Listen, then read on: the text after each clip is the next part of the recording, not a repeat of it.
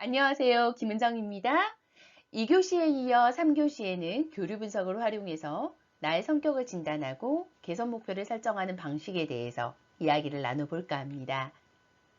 복잡한 사회를 이해하기 위해서는 먼저 자기 자신의 내면 세계를 이해하는 것부터가 선행되어야 한다. 영국의 철학자 토마스 홉스도 이야기를 했죠. 그래서 이번 시간에는요, 자기 이해를 위해서 나의 내면 세계를 이해해보는 시간을 한번 가져볼까 합니다. 자, 자기 이해를 위해서 에고그램을 진단을 한번 해볼게요. 에고그램을 진단을 할 때 본질적으로 좋은 것도 나쁜 것도 없습니다. 객관적인 자신의 현재 모습에 맞추어서 체크를 해줍니다. 좋은 것을 체크하려고 하시다 보면 내가 성장할 수 있는 포인트를 잡지 못합니다. 그래서 성장을 위한 부분이니까 정확하고 솔직하게 작성 부탁드립니다.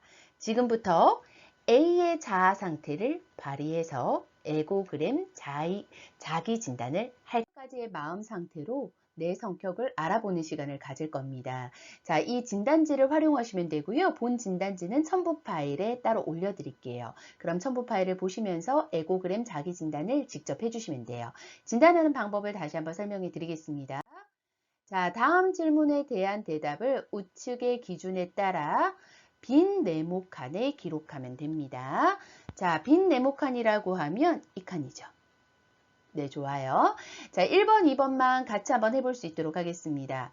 다른 사람을 헐뜯기보다 칭찬을 잘한다. 거의 그런 편이다. 강한 긍정이면 3점. 종종 그런 편이면 2점. 약간 그런 편이면 1점. 거의 그렇지 않은 편이면 0점입니다.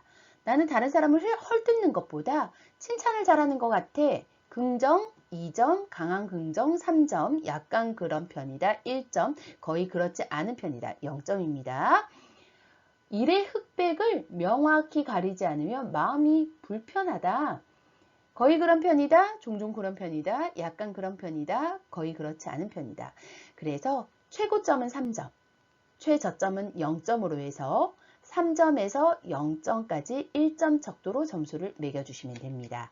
이렇게 해서 마지막까지 모두 다 하시게 되면은요, 세로줄로 합산을 냅니다. 3, 2, 1, 0 쭉 나와 있을 겁니다.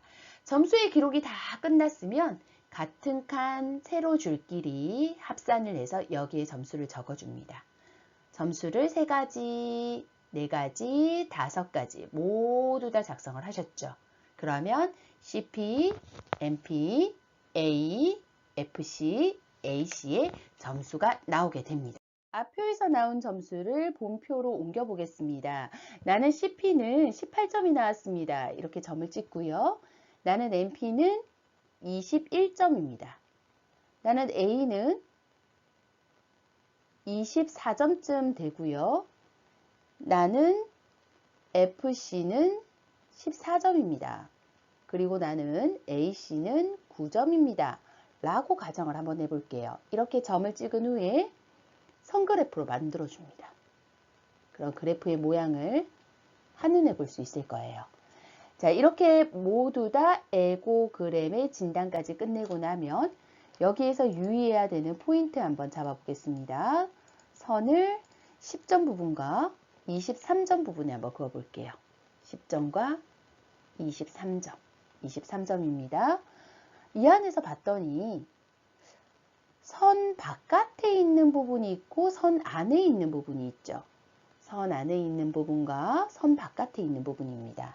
선 안에 있는 부분은 평균적으로 이 안에서 모두 다 행동 유형이 나타나게 되는데 선 바깥에 있는 부분은 너무 과하다라고 생각하시면 돼요. 자, 어떻게 보면 되는지 다시 한번 해석하는 방법을 이야기를 나눠볼까 합니다. 자, 에고그램의 해석을 살펴보기 위해서 우리는 그래프로 나타냈습니다. 자, 개인의 독특한 성향 나오죠. 왜냐하면 본 그래프를 봤을 때 자아 상태의 양과 균형이 다르죠. 앞에 있는 표 기억나나요? 제가 그린 표에서는 P의 성향들이 굉장히 양이 많았어요. 가르침을 받는 나, 가르치는 나의 성향이 많았고요. 그리고 A는 제일 위에 꼭대기에 있었습니다. 그런데 A의 성향들은 조금 아래쪽에 있었죠. NP, FC 어린이의 성향들은 모두 다 아래쪽에 있었습니다. 물론 세 가지의 성향이 모두 다 똑같이 위아래 되어 있지는 않고요. 5가지가 모두 다 다르게 뭐 W 모양이 나올 수도 있고 M 모양이 나올 수도 있겠죠. 자, 자아 상태의 균형의 에너지를 바꾸려고 적극적으로 노력하지 않으면 변화가 되진 않습니다. 내가 봤을 때 이 부분에 내 자아 상태에 에너지가 너무 많다. 그러면 이것을 변화하려고 노력하지 않으면 변화는 안 됩니다. 노력을 해야 된다라는 이야기죠. 왜 우리는 생각하고 그리고 행동하는 에너지를 가졌으니까요. 바로 행동하는 것이 아니라 멈추고 생각하고 행동한다 라고 이야기했어요. 본질적으로는 좋은 것도 나쁜 것도 없습니다. 인간은 모두 다 오케이 상황을 할 수가 있기 때문에 긍정적인 사고를 할 수 있기 때문에 우리가 긍정적으로 모두 다 바꿀 수 있다 라고 이야기를 다시 한번 드리면서요. 가이드라인이 23과 10이었습니다. 각 유형이 높으면 각 유형이 낮으면 23과 10으로 같이 살펴볼 수 있게 되고요. 가장 높은 것은 1차 개성, 가장 낮은 것을 2차 개성으로 살펴보시면 됩니다. 남에게 가장 도드러지게 가장 잘 보인다. 1차 개성입니다. 가장 높은 건요. 앞에 있는 그래프의 모양이 대략적으로 이렇게 그려졌죠. 그러면 1차 개성은 A이죠. 그리고 2차 개성은 가장 낮은 A씨가 되게 됩니다. 그 말이 무슨 말인지 다시 한번 생각을 해보면 내가 가장 도드러지게 보이는 성격은 A, 1차 성격이고 2차 성격인 A씨는 A를 지나치게 더 강화시키는 역할을 한다라는 거죠. A가 강하기 때문에 A씨는 그러니 2차 개성은 이것이 더 강화되게 보이게끔 하는 역할들을 해주는 겁니다. 때에 따라서는 A씨와 A가 상극이 되기도 해요. 그러니 1차 개성과 2차 개성이 지나치게 상극으로 보이기도 한다는 얘기입니다. A는 근데 따로 봐주세요. 어떻게 따로 봐주냐면 P와 C를 컨트롤하는 능력이 있습니다. 그래서 최우선 강화 항목입니다. A는요. 제일 위로 올라오면 제일 좋습니다. 이유는 뭐냐면 본인의 아래쪽에 있는 것들을 컨트롤 통제할 수 있게 됩니다. 그래서 A가 가장 강하면 우리는 내 아래쪽에 있는 행동 성향들을 필요할 때는 위로 올릴 수도 있고 필요할 때는 아래로 내릴 수도 있다라는 거죠. 왜? A는 합리적인 의사결정, 합리적인 사고를 할 수 있도록 만들어진 마음 상태이니까요. 자, 연령대별로 마음 상태를 한번 살펴볼까 합니다. 가장 마음이 흔들리는 사춘기 시절부터 한번 살펴볼 수 있도록 할게요. 사춘기는 어린이의 자아 상태가 제일 큽니다. 느끼는 대로 행동하는 거죠. 그리고 생각하는 나의 자아 상태, 가르침을 받고 가르치는 나의 자아 상태는 제일 작다더라. 그래서 사춘기의 마음 상태에서는 느끼는 대로 하고 있다. 그럼 우리가 여기서 할 수 있는 거는요. A의 자아 상태는 P의 자아 상태보다 크기가 크기 때문에 P를 조절할 수 있습니다. 그런데 A의 자아 상태는 C를 조절할 수 없습니다. 왜? C의 자아 상태가 훨씬 더 크니까요. 그래서 가끔씩 우리가 사춘기나 중2들을 보게 되면 안타까운 일들이 생길 때가 있죠. 중2병 우리 학생들도 다 알 거예요. 우리가 중2 때는 몰랐습니다. 우리가 사춘기일 때는 몰랐습니다. 내가 하고 있는 것이 바른 줄 알았습니다. 왜? 지금 이제 느끼는 나의 자아 상태인 C가 생각하는 나의 자아 상태보다 작기 때문에 바르게 하고 있다고 생각하는 거죠. 통제가 안 되는 겁니다. A보다 큰 영역들이. 자, 그렇다면 중년기의 자아 상태는 어떤지 한번 볼까요? 중년기는요, 이제 가르침을 받는 가르치는 나의 자아 상태가 굉장히 커집니다. 그러면서요, A의 자아 상태는 그대로인데 C의 자아 상태가 점점점 작아졌죠. 그러면 A의 자아 상태가 누구를 통제하지 못하냐면요. 가르침을 받고 가르치는 나의 자아 상태를 통제할 수 없게 됩니다. 부모님의 잔소리, 부모님도 머릿속으로 어떻게 생각하냐면요. 그만해야지. 잔소리. 우리 사춘기 자녀한테 들어가지 않는데. 그런데 A가 그만큼 조절을 못하는 겁니다. 이유는 P의 자아 상태가 더 크기 때문이에요. 정말 이것은 A의 자아 상태를 넓히고 크는 방법, 키우는 방법밖에는 해결할 수 없겠죠. 그런데 노인의 자아 상태 한번 볼까요? 노인의 자아 상태가 되면요. 어린이의 자아 상태처럼 마음이 점점점 커진다고 해요. 그래서 할머니, 할아버지들이 되면 우리 할머니, 할아버지가 되면 다시 애가 된단다 라는 이야기 들어보셨을 거예요. 그처럼 다시 보호받고 싶고 다시 내가 어린이로 돌아간 것처럼 마음 상태가 자유로운 어린이, 순응하는 어린이의 자아 상태로, 느끼는 나의 자아 상태로 많이 변한다고 해요. 그러지 않고 싶어도 A가 조절을 하지 못한다고 해요. 때에 따라서 윽박지르고 혼을 내시거나 규칙과 규율을 강조하시면서 도덕과 훈육을 시키시죠. 그것도 바른 거예요. 그렇지만 이것도 과하다 할 때가 있죠. 왜요? A가 P 역시도 통제하지 못하니까요. 그런데 할머니가 잔소리가 많으세요? 부모님이 잔소리가 많으세요? 당연히 부모님이 더 많겠죠. 이건 뭘까요? P의 상태의 크기 한번 보시겠어요? A가 조절할 수 있는 능력들이 달라지는 거예요. 경험을 통해서 아시게 되는 거죠. 왜? 부모님이 되어봤더니, 할머니가 되어봤더니 부모님의 마음을 기억을 하는 거죠. 아, 이때 그만해야 되겠구나. 우리의 사춘기의 자녀가 잘 못 알아듣는구나 라는 것을 경험으로 아시게 되는 것 같아요. 그래서 P가 점점점 작아지게 되고 대신 내 마음의 상태가 점점 어린이로 돌아가면서 느끼는 대로 행동하고 싶고 몸이 아파지니까 쇠약해지니까 나도 보호받고 싶은 마음으로 점점점 변하는 것 같아요. 자, 이렇게 연령대별로도 마음 상태가 달라진다라는 것이 교류 분석학적으로도 이야기를 나눌 수 있었습니다. 자, PAC의 크기를 한번 비교해 볼 수 있도록 할게요. 어떻게 비교하시면 되냐면 P가 큰지 A가 큰지 C가 큰지 P와 MP의 합을 더하고요. 그리고 A의 합을 더하고요. A는 하나밖에 없으니까 곱하기 2 해주셔야 되겠죠. 자, FC와 AC의 합을 더합니다. 그래서 나는 어느 자아 상태가 가장 큰지, 그래서 어떤 것을 통제할 수 있는지를 스스로 살펴보시면 되고요. 자, PAC로 살펴볼 때는 이 A가 P도 C도 통제할 수 있는 것으로 확인이 되죠. 그런데 CP, MP, A, FC, AC를 5가의 항목으로 살펴보게 되면 이 A는, 이 성인은 모성적 자아 상태 MP를 통제하기는 어려울 것 같아요. 스스로가 막 과보호를 하기 위해서 올라올 수도 있어요. 자, 자기 진단을 하시면서 내가 A의 자아 상태를 올려야 되는 것인지 MP의 자아 상태를 낮추어야 되는 것인지 스스로 고민하고 스스로 행동 방향을 설정하시는 게 필요하겠죠. 우리들의 유형은요, PAC 값으로 살펴볼 수 있겠죠. P가 큰지, A가 큰지, C가 큰지에 따라서 P 주도형, A 주도형, C 주도형으로 크게 3가지로 분류할 수 있게 됩니다. 나의 에고그램에 따라서 마음 상태를 확인하고 내 마음 상태를 보고 개선 목표를 세워야 한다라고 이야기를 드리고 싶습니다. 그래서 의료인으로서 서비스 증진을 위해서 우리는 어떠한 개선 목표를 세워야 하느냐, 여기서 잠시 이야기를 드려볼까 합니다.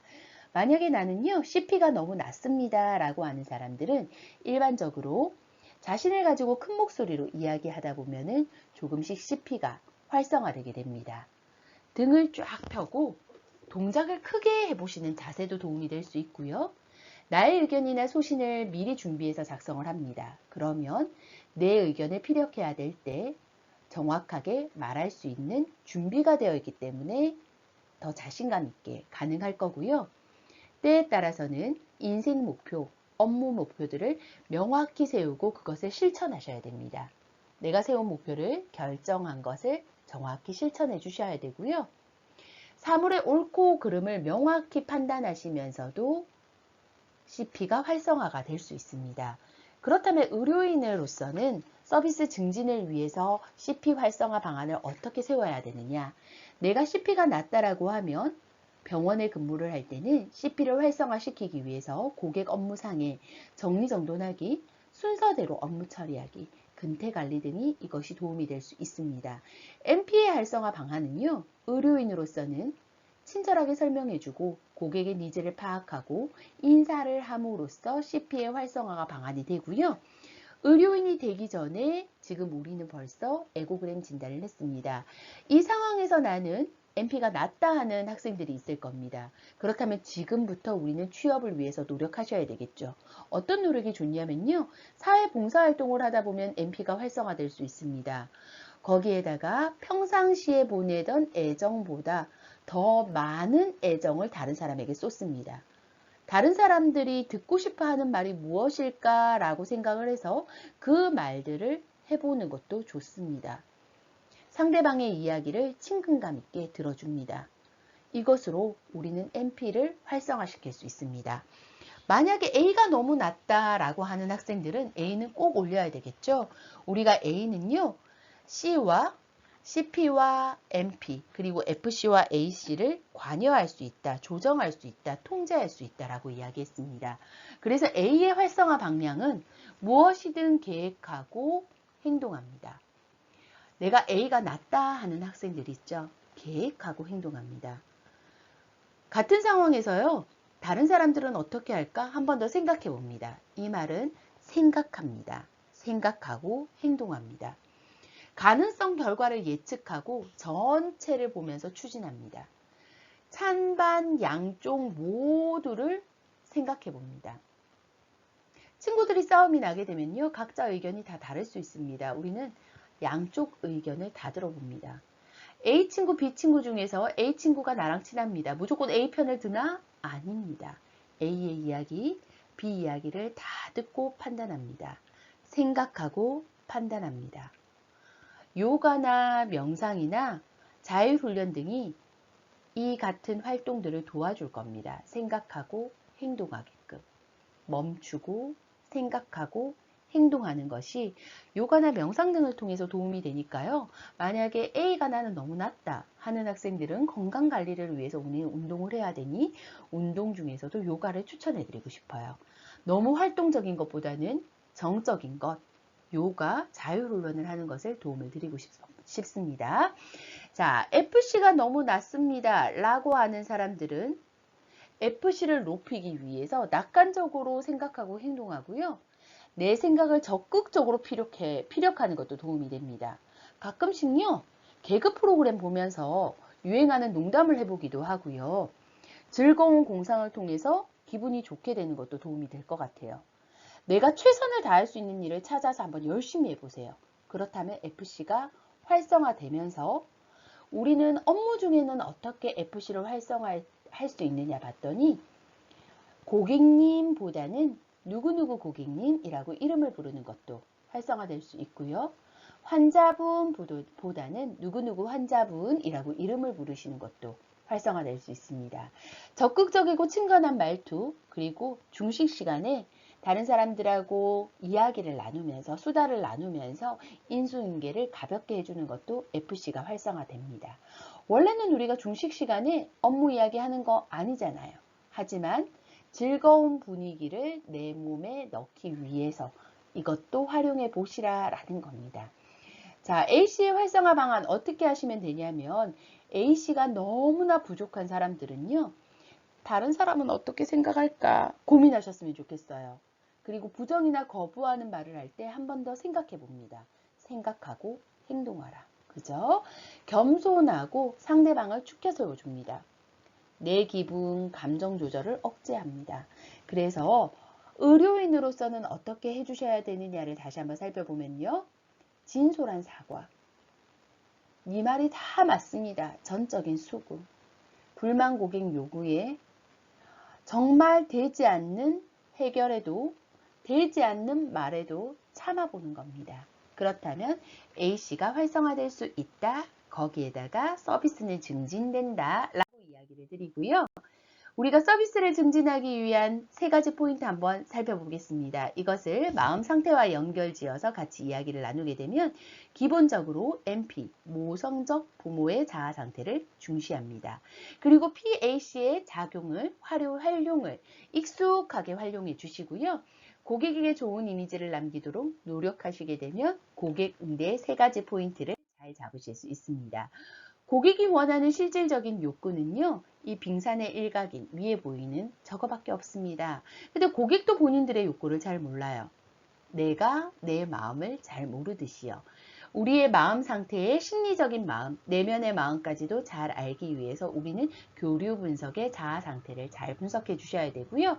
실질적인 욕구뿐만이 아니라 마음 상태, 내면에 있는 심리적인 욕구까지도 잘 파악할 수 있어야 된다. 보이는 게 다가 아니다. 에고그램 진단을 통해서 자아 상태는 분석이 되셨나요? 자, 내가 부족한 부분은 개선할 수 있는 멋진 학생들이 되기를 기대를 해봅니다. 교류 분석으로 대화 분석을 하는 것까지 차후에 다음 시간에 이야기를 나눌게요. 주로 상담에서는 상대방의 마음 상태를 분석하고 내가 어떠한 자아 상태를 표현해야 되는지를 이야기를 나누는 게 이 상담의 기본 원리입니다. 그 상담을 이야기하기 위해서 우리는 조금 전에 긴 시간 동안 교류 분석에 대해서 이야기를 나누었습니다. 학습을 하다가 질문사항이 있으면 언제든지 쪽지나 Q&A 혹은 단톡방에 대화를 남겨주시면 적극적으로 답변을 드리겠습니다. 오늘도 애쓰셨습니다. 감사합니다.